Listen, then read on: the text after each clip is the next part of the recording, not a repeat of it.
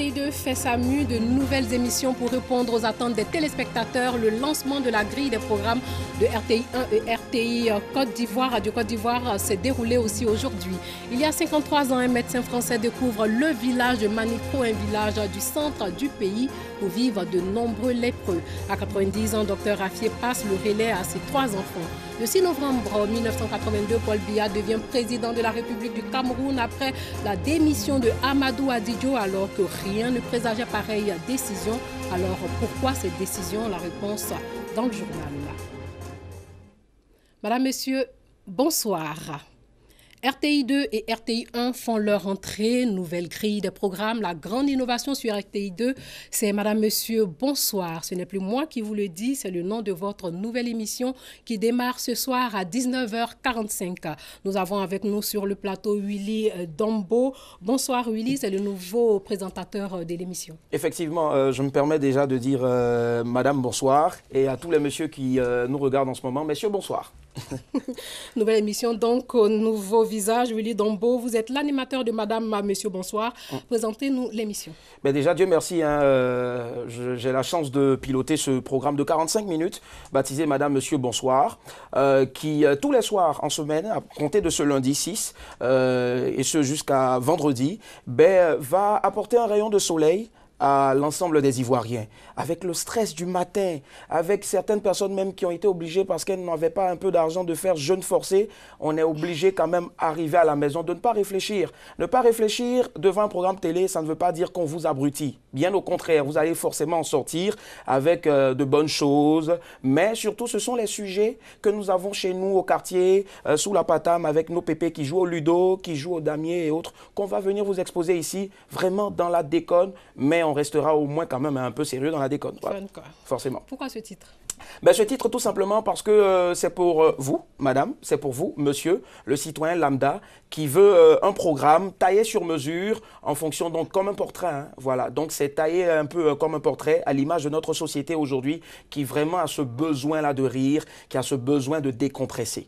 Voilà. Ce soir, donc, à 19h45, c'est bien ça le rendez-vous. De quoi allez-vous parler dans ce premier numéro? Généralement, on a pour habitude de dire que non, on vous laisse la surprise. Ben oui, il y a de très belles surprises d'ailleurs, mais on vous donne globalement comme ça. On aura une invitée assez atypique qui fait un gros carton en ce moment sur la toile.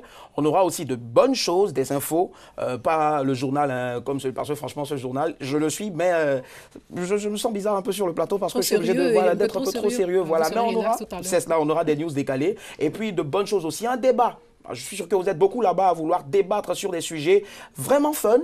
Vous allez voir, il y a de très bonnes choses. Et puis, il y a d'autres personnes qui seront avec moi, chacun avec son gabarit, et autres des minces, des enrobés, et bref.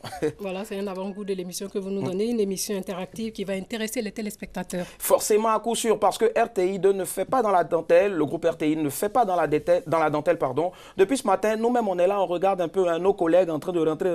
On dit, hey, les gars, si on n'a pas tué là, c'est pas bon. Donc, rendez-vous tout à l'heure à 19h45. Merci Willy, merci bon vent à l'émission. Merci. Voilà, nous allons continuer, vous allez rester avec nous pour suivre l'ensemble des reportages qui vont passer. Nous allons découvrir maintenant ensemble le village de Raffier-Cros dans le centre du pays, ce village où vivent de nombreux lépreux, des personnes qui ont longtemps été soutenues par le docteur Gilbert Raffier.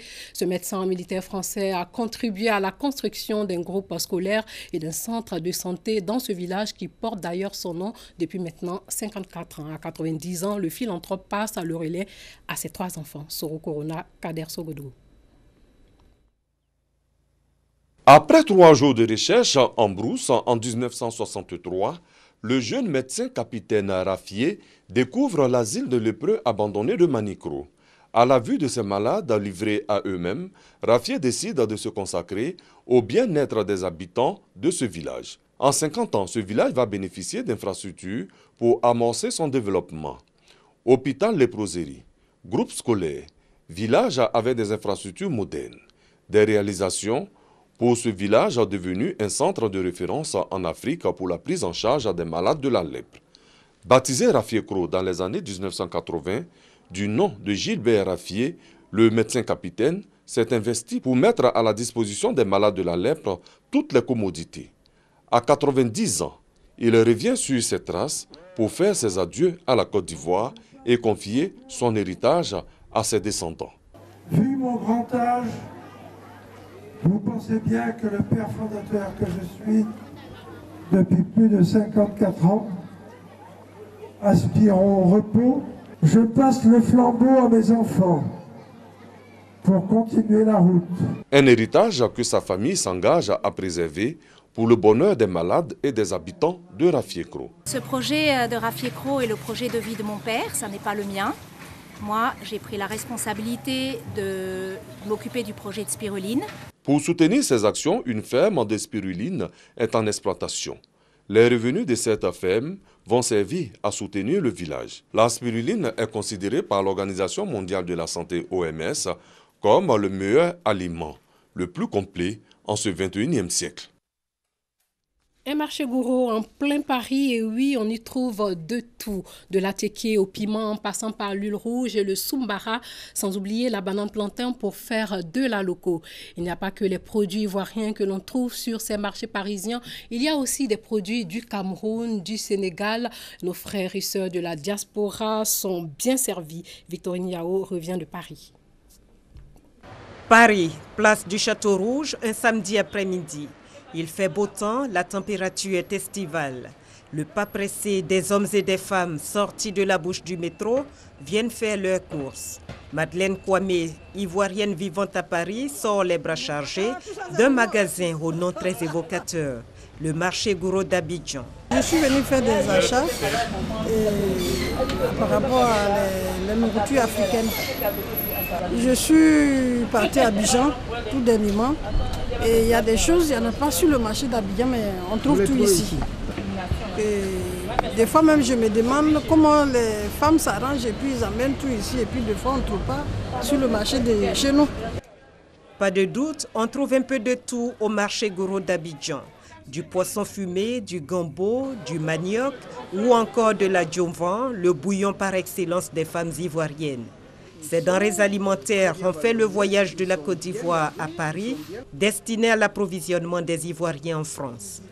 Pas loin de là, un autre magasin tenu par une Ivoirienne, promotrice des produits agricoles made in Côte d'Ivoire. Je vends le sous-marin, je vends aussi la potasse, j'ai surtout le produit de base, l'attiéké.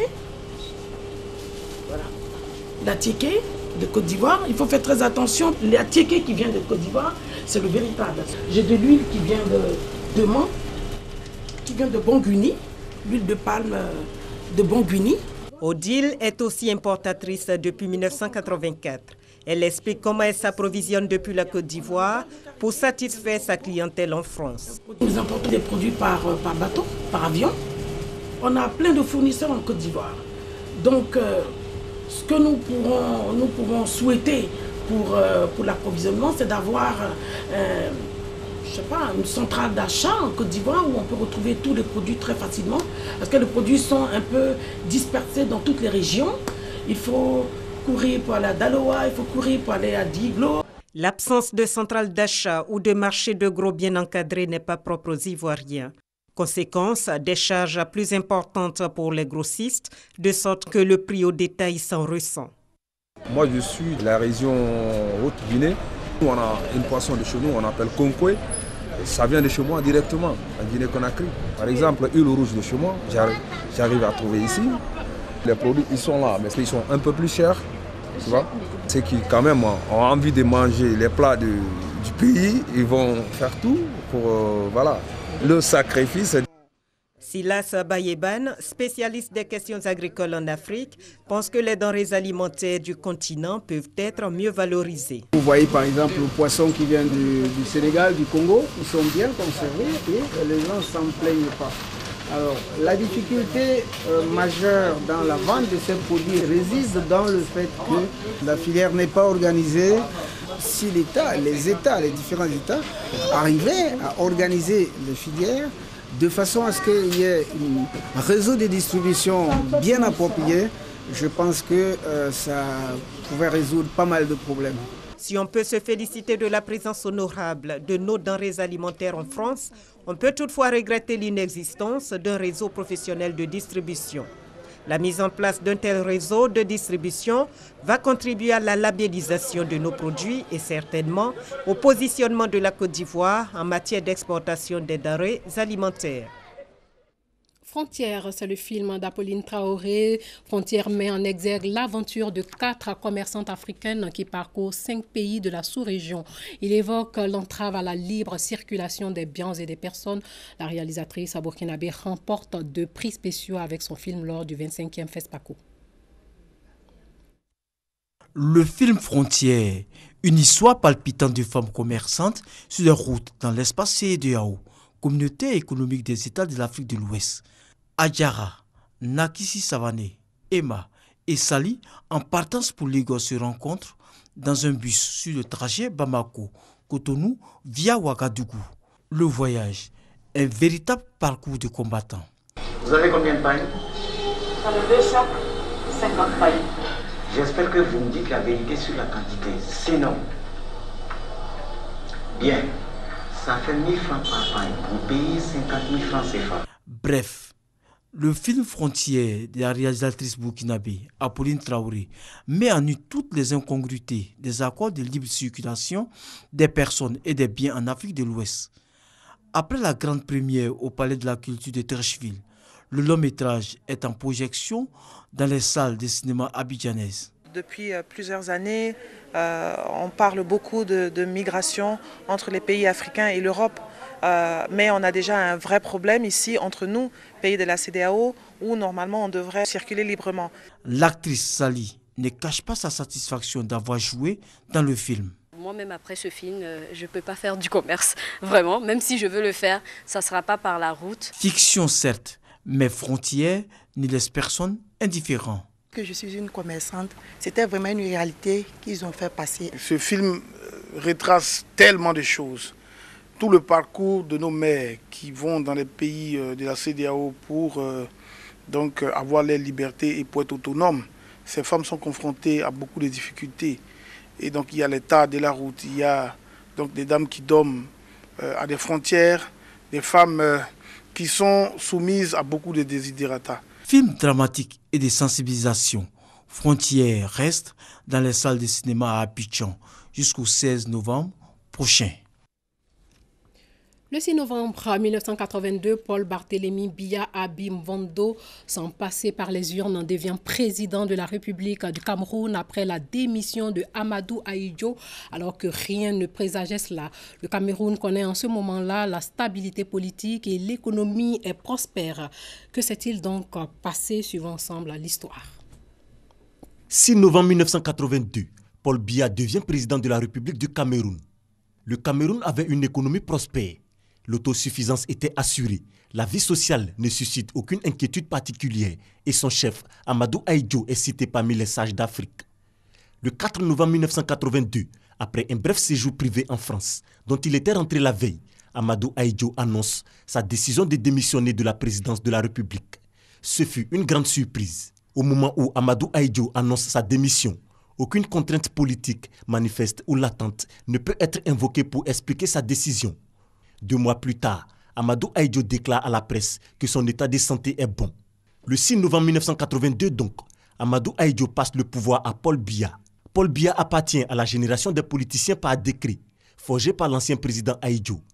Toute sa carrière, il la doit à la nomination, en 1962, l'année de son retour au Cameroun après une formation de 6 ans en France. Il est nommé chargé de mission à la présidence à l'âge de 29 ans. En janvier 1968, Paul Biya est secrétaire général de la présidence, cumulant cette fonction avec celle de directeur du cabinet civil. En juin 1975, il est nommé Premier ministre. D'un bout à l'autre de la carrière administrative de Paul Biya, le décret du président Ahidjo joue un rôle décisif. Même son accession à la magistrature suprême le 6 novembre 1982 obéit à la logique discrétionnaire. Les dispositions relatives à la succession présidentielle au moment où Paul Biya accède au pouvoir étaient en contradiction flagrante avec l'article 2 de la Constitution du 2 juin 1972 qui stipulait que les autorités chargées de diriger l'État tiennent leur pouvoir du peuple par voie d'élection au suffrage universel direct ou indirect. Mais la politique du parrain pour laquelle avait opté Amadou Ahidjo était sans scrupule. C'est la raison pour laquelle le discours de démission du président Ahidjo du 4 novembre 1982, dans lequel il est précisé que Paul Biya mérite la confiance de tous à l'intérieur et à l'extérieur.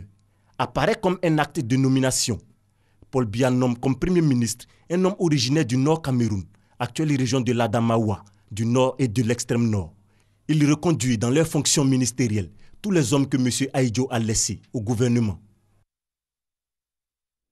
Fin de ce journal, ne décrochez surtout pas à 19h45, vous avez votre émission. Madame, Monsieur, bonsoir.